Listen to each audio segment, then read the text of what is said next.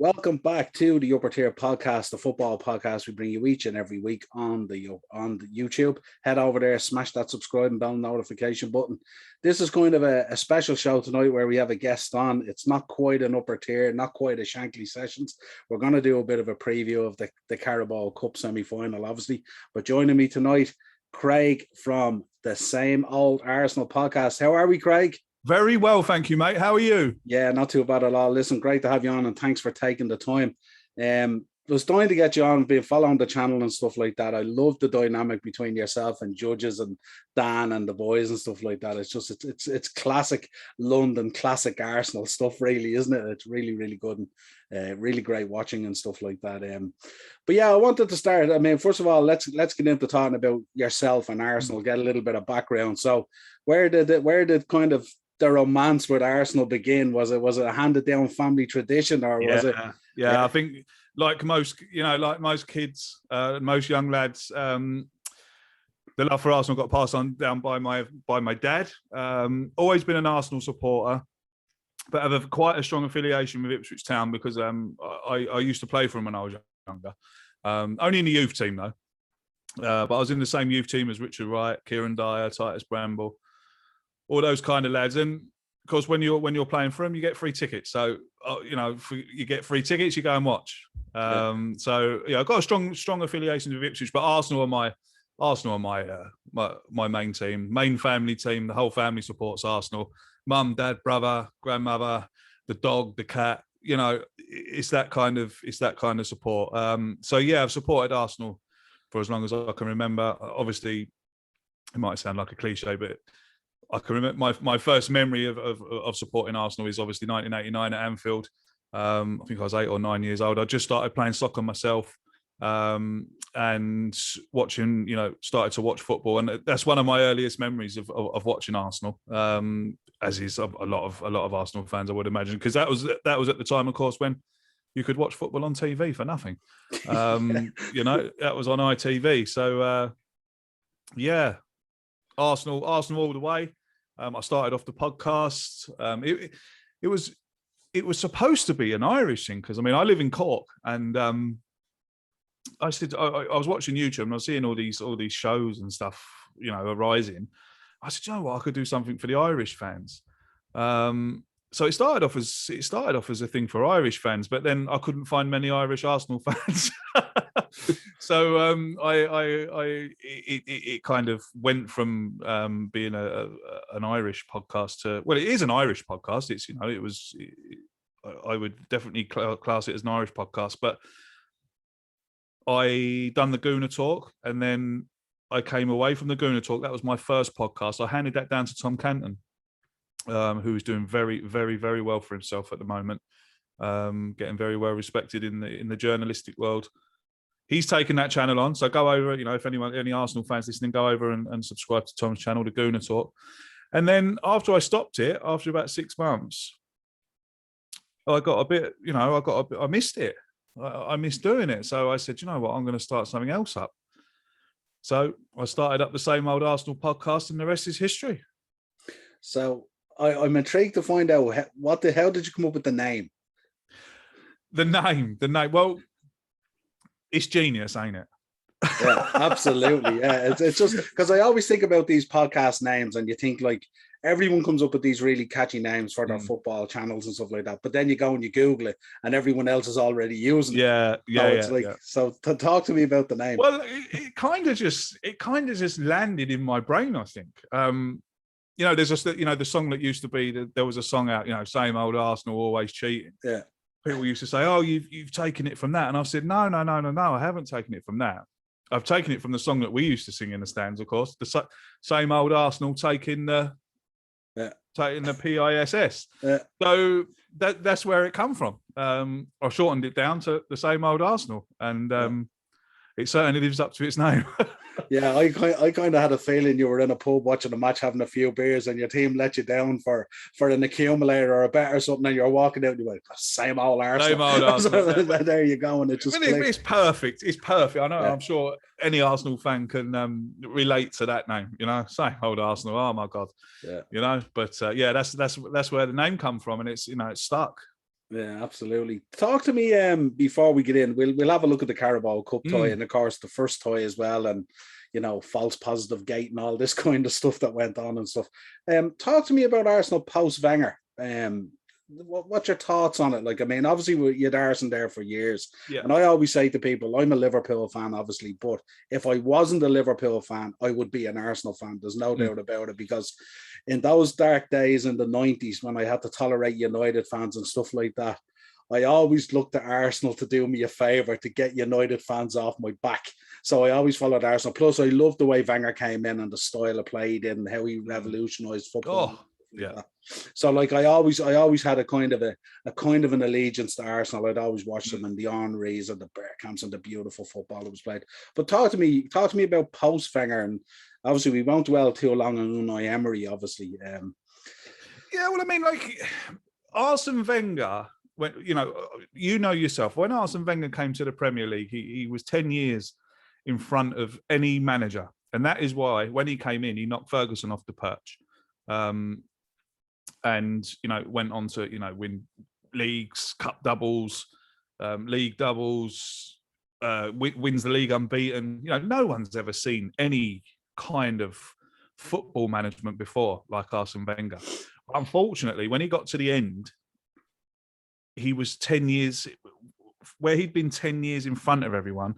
When it came towards he was 10 years behind everyone. When the game of football changed and the game of football modernized, and you got managers in like Jose Mourinho, and he's being his main nemesis when he joined Chelsea, the game moved on, and even other managers who are not even in Arsene Wenger's tier moved on. They moved on the tactics. They moved on what players they wanted to sign. If you think about it, when Arsenal were successful, in the Premier League under Arsene Wenger, we were a big, tall, strong, athletic team. But for some reason or other, when we moved to the Emirates, he decided that he wanted to start signing the smaller player, the smaller, more technically gifted player, the Cazolas, the Fabregases, the Nasris. You look at those signings at the Emirates era. He went from that big, tall, strong team to a small, tiki-taka, more technical player. Didn't work for him, and we missed out on. He missed out on leagues and stuff like that for being too arrogant to the fact that he had to change his ways, and ultimately became his downfall. Arsenal fans like me got bored of him. Arsenal fans now.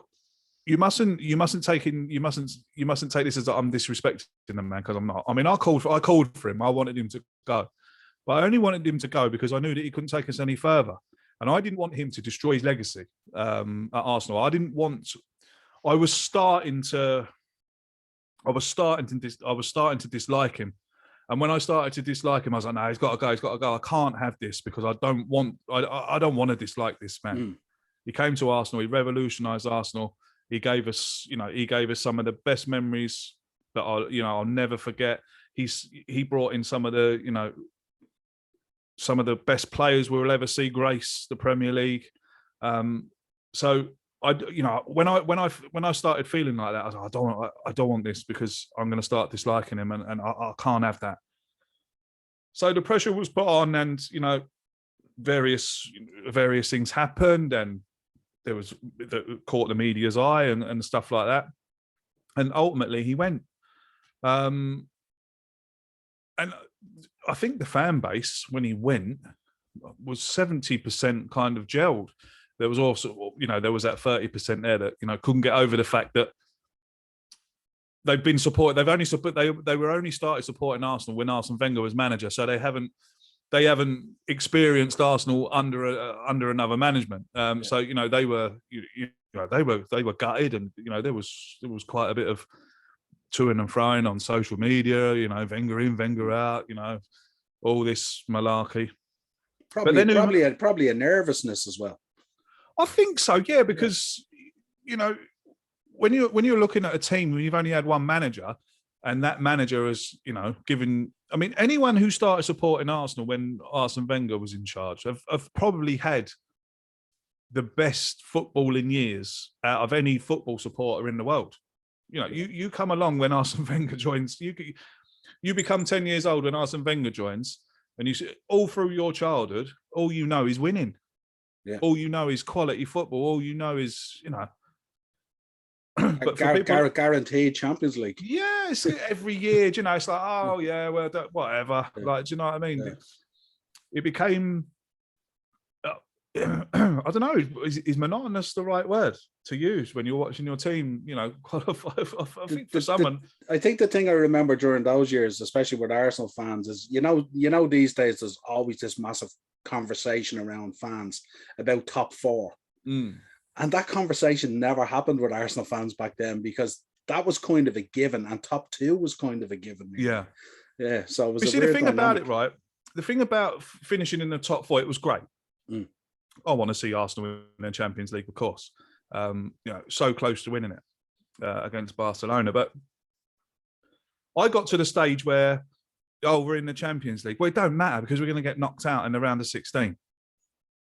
We're going to go through the group stages again and play Postmen FC, then get to the last 16, draw Bayern Munich, and get hammered 8-2 on aggregate. Every year, without fail. Do you know, we got to the last 16, got beat. Might have got to the quarter final, but you could bet you could make a bet that we wouldn't go no further than the quarter final. So as a fan, you're looking for that manager to come in to take you to the next level, to take you into the Champions League, and then to actually, you know, make you a force in the Champions League. That when you get to the round of 16, it's the other teams that are going to be, oh no, we've got Arsenal. You know, whereas for an Arsenal fan, it was, oh God, not Bayern Munich again. You know, so we wanted other teams to be afraid of us. We wanted teams to think, oh God, we've got Arsenal. You know, that's not good. But it never happened, and it never happened again. It never happened with Unai Emery either. Blew his chances of getting into the Champions League by poor team selections when we needed to go out against Crystal Palace. You know, that game will always stick in my head when we lost that game, and ultimately that was Unai Emery's downfall. But when he first came in, he went on a 20-game unbeaten run, and we're all thinking, God, we've got our Arsenal back. You know, this is what we want. You know, and in that unbeaten run, he goes and, you know, we go and hammer Spurs 4-2, and in the derby at the Emirates, you know, one of the best atmospheres I've ever seen at the Emirates Stadium that day. But again, I don't think the players kind of understood his ways, because let's get it right, Unai Emery was a fantastic manager. And he's a fantastic manager. Won the Europa League 3 times in a row with Sevilla. So I mean, he's no mug. But again, ultimately, I think player pressure drew Emery out, and I think the players down tools for Unai Emery, and again, you know, ultimately, again, his downfall. Mikel Arteta comes in. Everyone's like, oh, you know, I don't know if you watch the same old Arsenal, but I've been a defender, and I've been a supporter of Mikel Arteta, right, you know, for his whole tenure. And half of the fan base was like, oh, you know, we'll give him a go. He's come down from Manchester City. He's been learning off Pep. You know, he could be good. He could be good. And then the other half, you know, like, no, don't want him anywhere near the club. And then, of course, there's a massive divide again already. You know, people want him in, people want him out. He gets off to a great start. You know, he wins the cup. He wins the Charity Shield. But the best thing I've seen through Mikel Arteta while he's been here is the way that he'll take no rubbish from anyone. And that has been a massive, massive success while he's been here. He's got rid of the deadwood. He's got, you know, your Mercer Ozils, your Mustafis, Sid Klosniak left yesterday. He's getting rid of all the players that he doesn't need. Whereas Emery and Wenger kind of hung on to those players for some reason, you know, gobbling up wages every week, gobbling up, younger players not coming in because we've got these, half-assed players that are here because they're getting paid thousands of pounds, and that's the only reason. So Mikel Arteta's come in, done the job. He set the precedent. He said, it's my way or no way. If you don't like it, out you go. We saw that with Mesut Ozil. We've seen it with Mustafi. I think Krasniak's gone. Guendouzi, gone.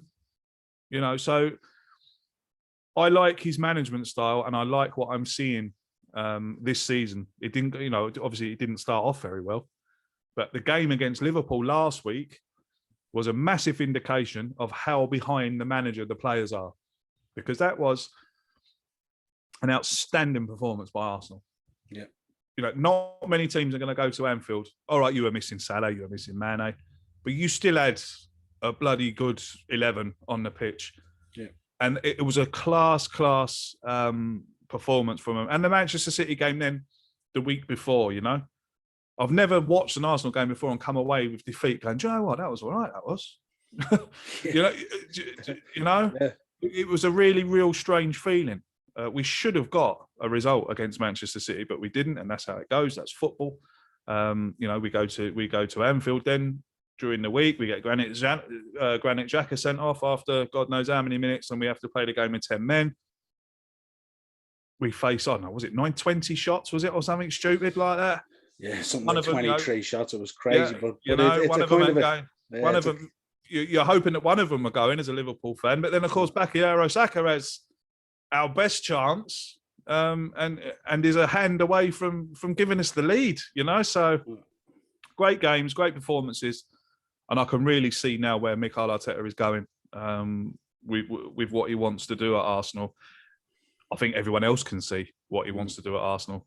He's bringing in the youngsters. He wants that young, hungry, energetic team with that little side dish of experience. And I like that. I like that, and I like what I'm seeing at the moment. I really, really do. Yeah, the one thing I like about him is he's looking for guys who I think are coachable. Guys like that who haven't established themselves as big stars and set in stone and stuff like that. He's looking for guys he can bring in and he can coach and mold into his way of operating and stuff like that.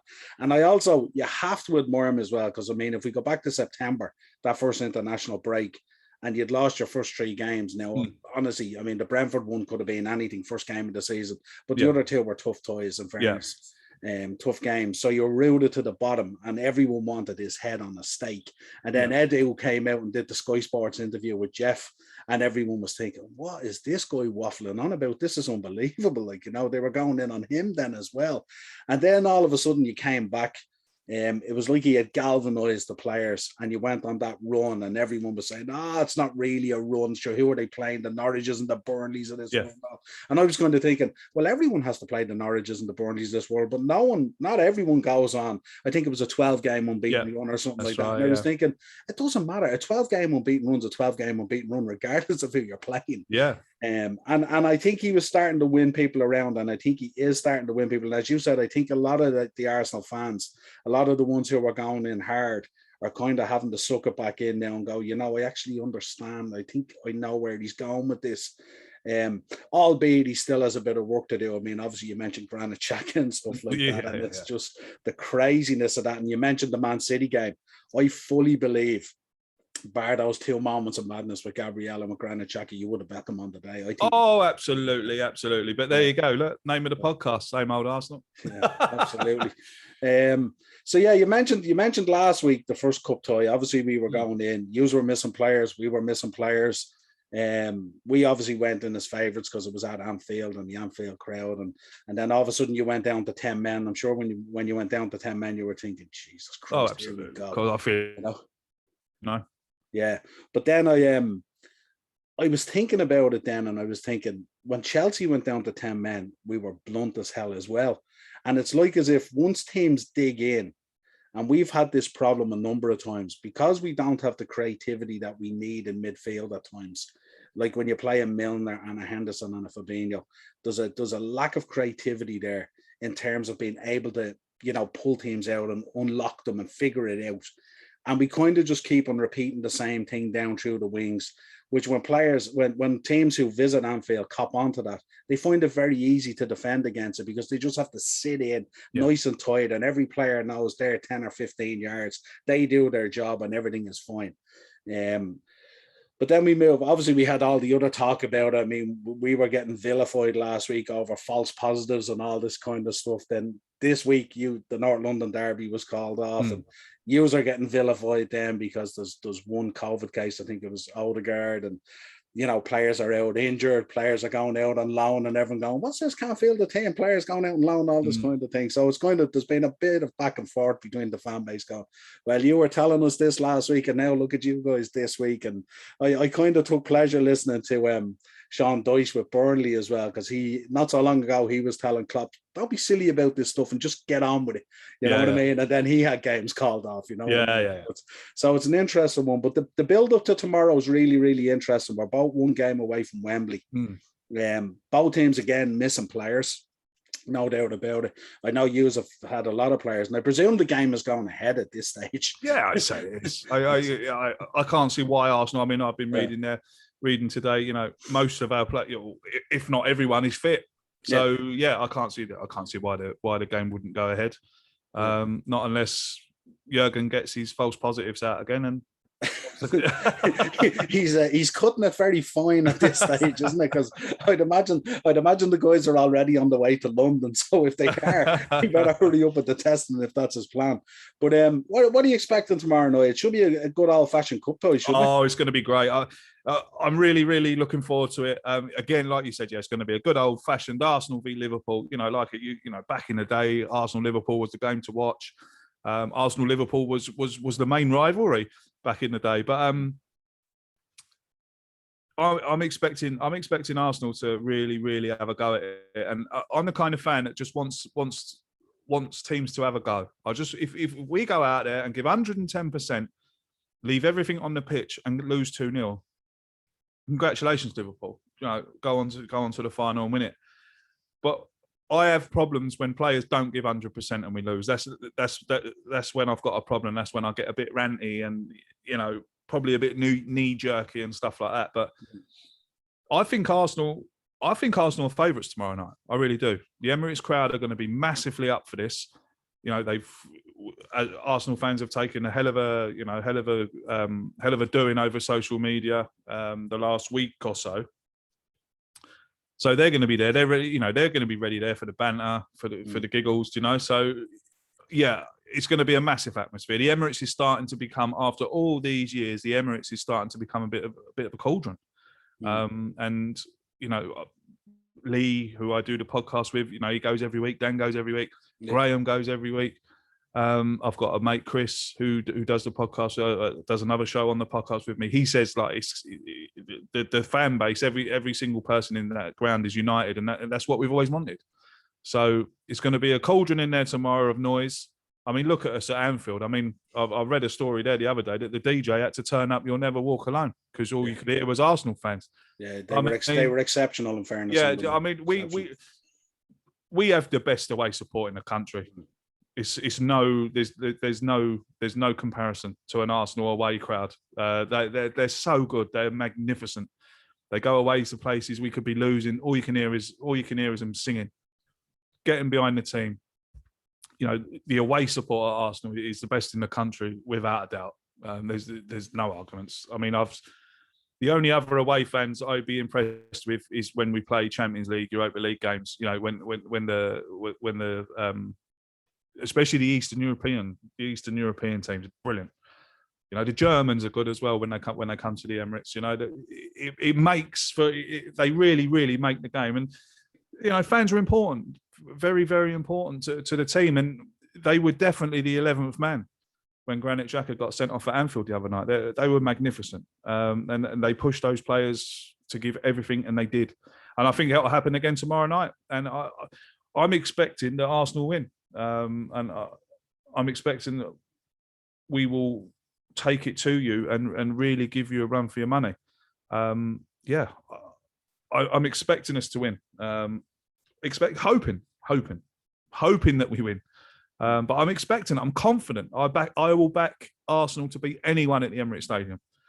Anyone. We don't know. We don't always win, but my money would always go down on a home win at the Emirates. Yeah, we're in for a treat tomorrow night, aren't we? We're in for a real good, solid, hard game.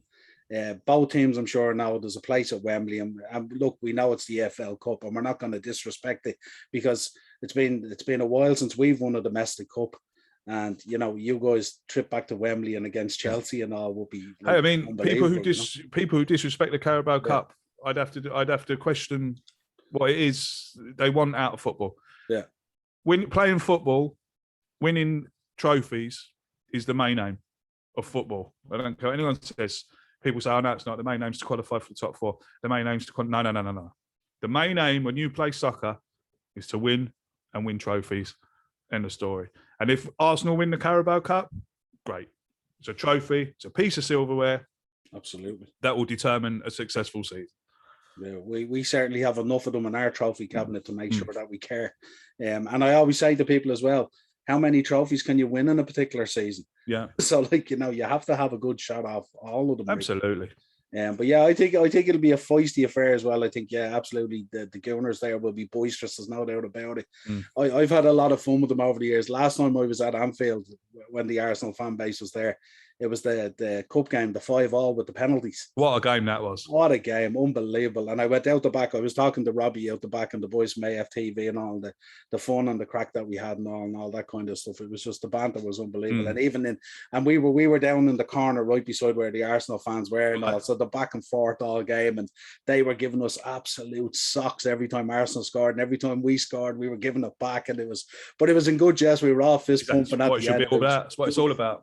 Yeah, really, really good fun. And I think tomorrow night will be the same. I think both teams know, it's a trip to Wembley against Chelsea, and we'll want to be there as much as you'll want to be there. And it's just, it's unfortunate for me at the moment because I would have liked in the second leg to be an Anfield.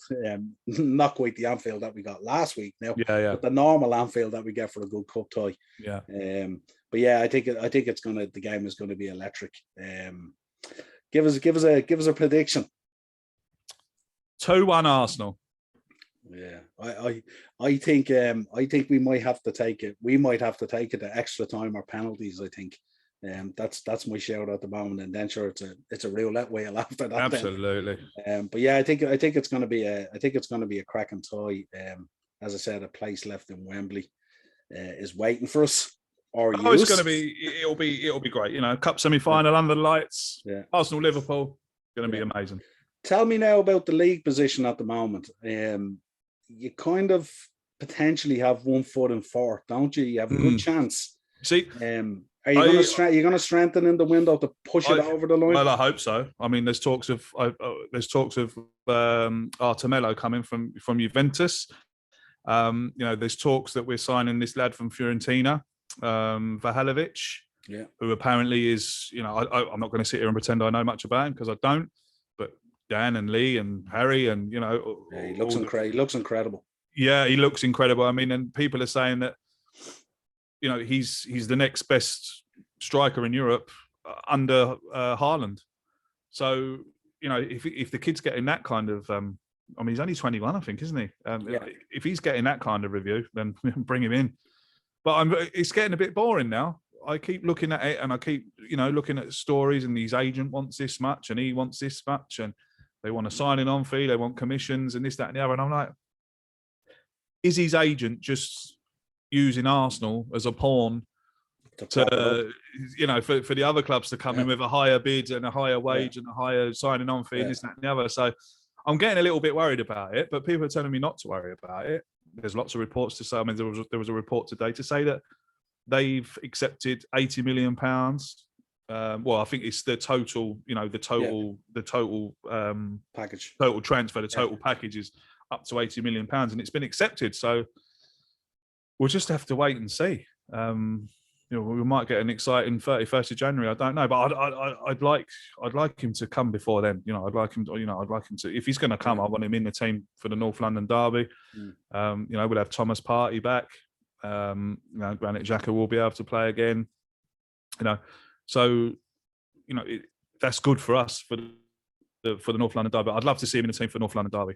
But look, I don't even know when the North London derby is going to be there, when that's going to get rearranged. So there's plenty of time to get him in the team.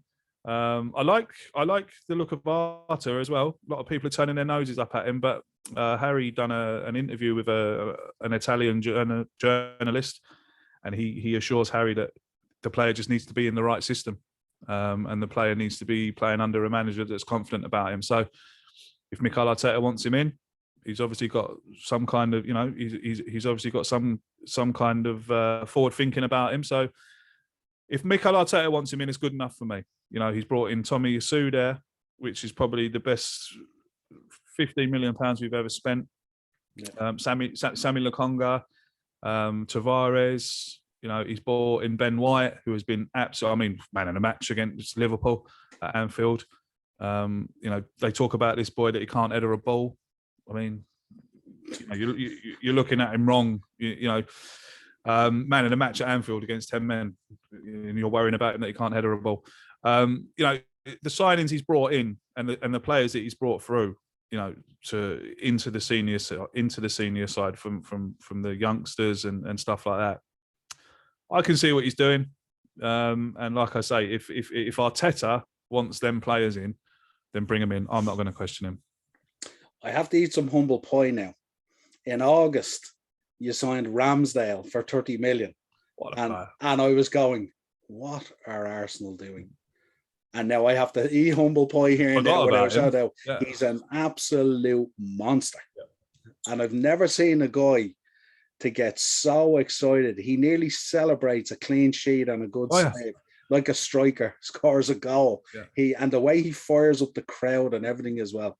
He is an absolute, I won't say he's an absolute find because people know about him.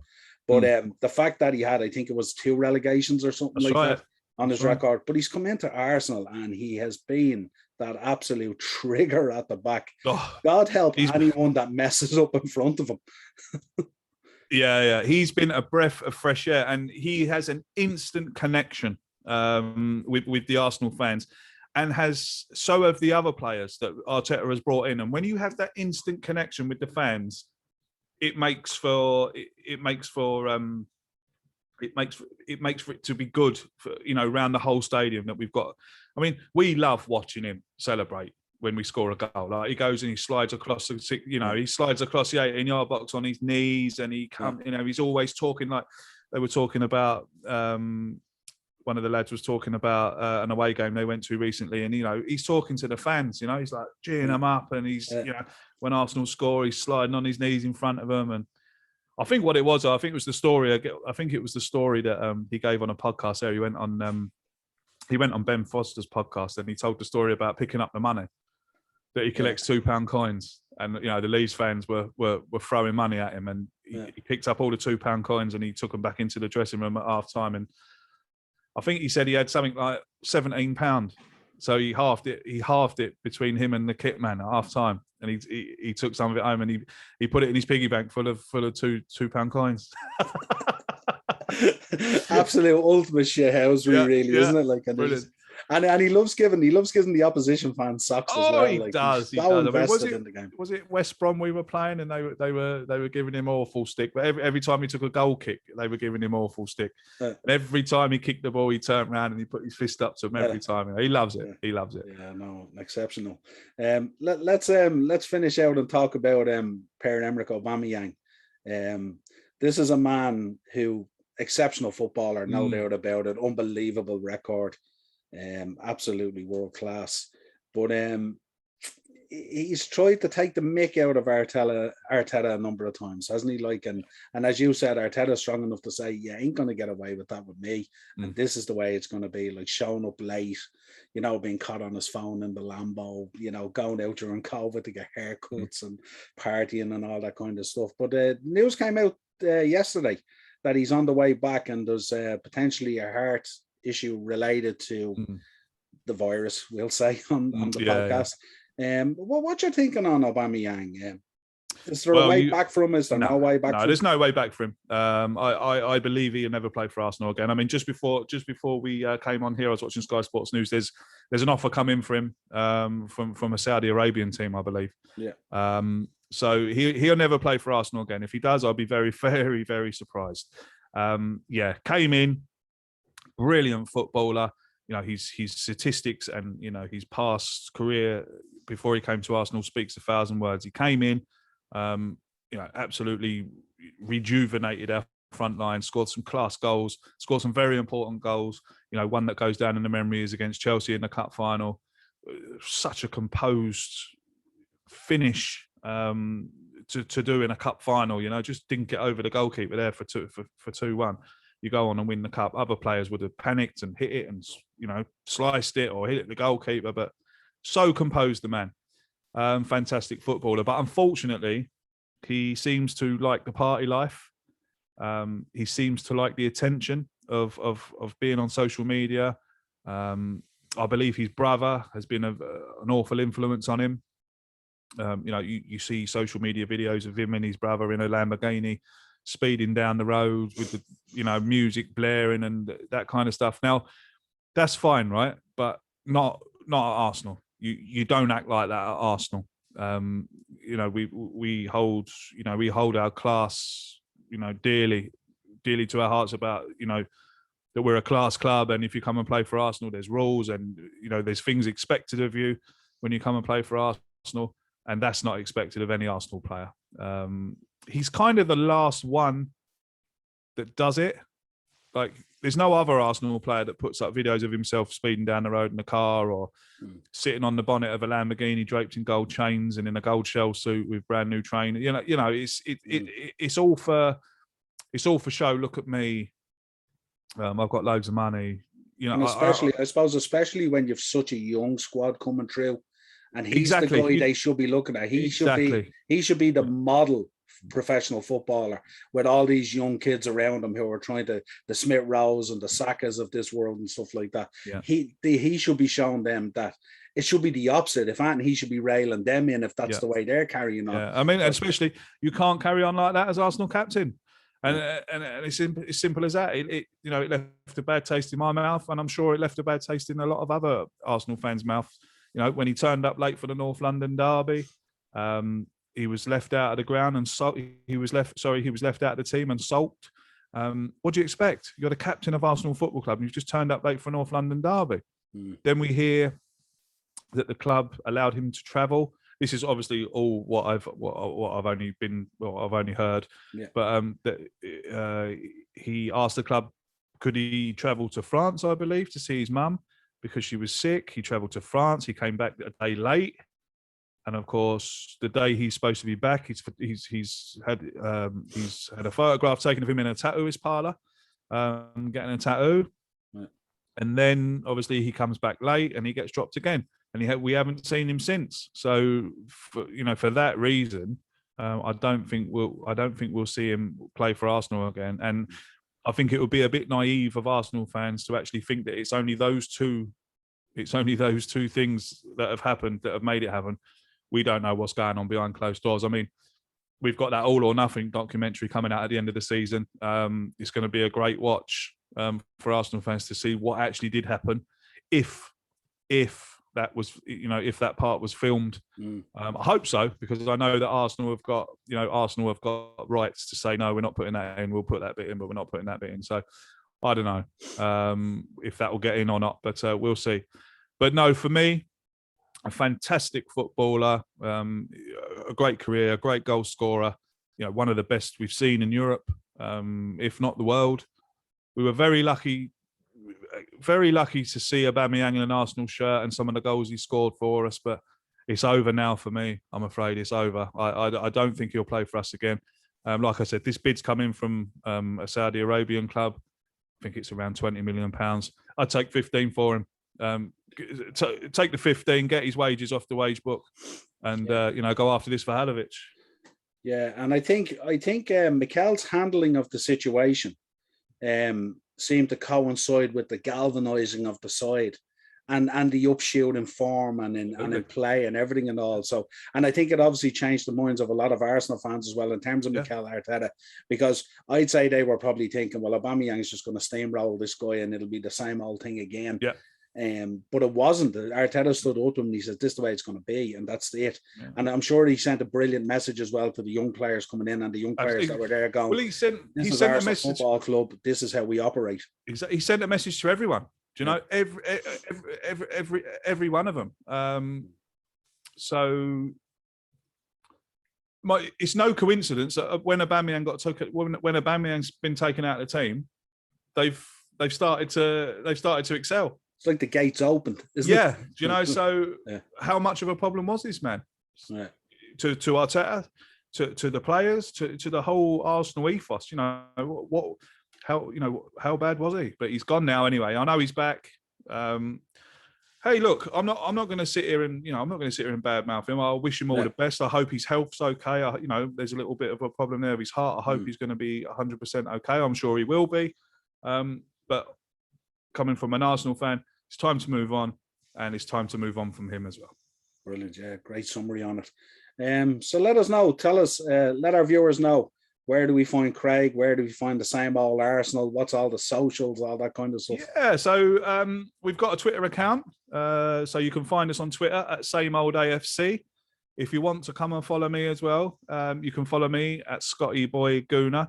I do live in Ireland. I'm looking for some more Irish followers, actually.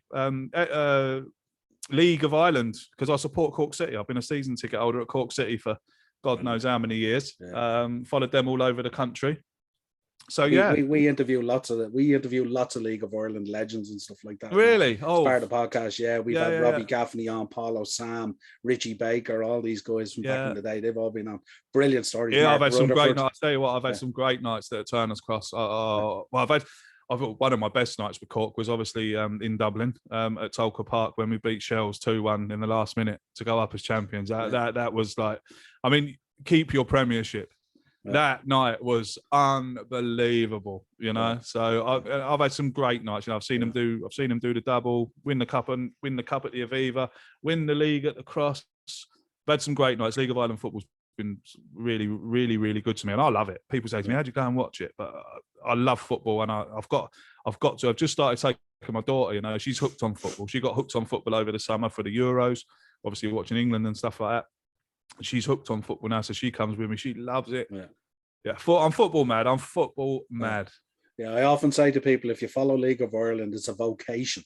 It's like the priesthood. It's a vocation. It's so tribal, and it's like people think it's so tribal in the UK and stuff like that. Come to League of Ireland, especially around the Dublin area with the clubs. Oh my God, it's great. It's an absolute vocation. I love going up to Dublin. I love going up to Dublin. Pats, you know, to St. Pat's, to Bows, to Shamrock Rovers. You know, I love going up to Dublin because. Weird. In England, right? The southern teams go to the south of England teams go to the north of England teams, and they like Cork go up to Dublin. You know, it's just like it's amazing. You know, I've seen a few bits of punch ups and whatever, bit of handbags at dawn, but the banter that goes backwards and forwards between Cork and the Cork people and the Dublin people is phenomenal. I love it so much. Absolutely love it. I had Tony O'Dowd on a few weeks ago. He was a goalkeeper. He played up in Derry as well, and with Rovers and stuff like that. But he was telling me they were playing. They went on a trip down to play Cove Ramblers. Yeah. And they had the bus down, and there was a Dublin lad playing for Cove Ramblers, and he hitched the lift back on the bus. So on the way back, this is back in the day now, on the way back, this is when there was country roads and no lights and stuff like that. They pulled over at the side of the road to let the boys out to go to the toilet, because as you know, on these bus journeys, there's card skills and drinking and all sorts of stuff goes on back in the day. But they all got out to go to the toilet, and this poor Cove lad got out to go to the toilet, of course, made a fundamental mistake. They all jumped back on the bus and they drove off and left him there. Took his gear and all with him and everything and all. So he was left on this country road in the pitch dark on the way back from Cove, thinking he was hitching a lift back to Dublin. Sounds about right. You know, some of the old stories I get on the podcast are absolutely magnificent, fantastic and stuff like that. You know, real good fun looking back at them and stuff like that. Well, listen, it's been a pleasure having you on to talk about Arsenal. Pleasure's all mine. Pleasure's all mine, mate. No doubt we'll be tweeting each other tomorrow night. Absolutely. As I was saying, all our viewers, head over there, absolutely hit up the Same Old Arsenal there on YouTube. Smash that subscribe bell notification. This has been The Upper Tier with Craig from the Same Old Arsenal. Best of luck tomorrow night. Yes, best of luck to you too. Really? Till next time, my friend, an absolute pleasure.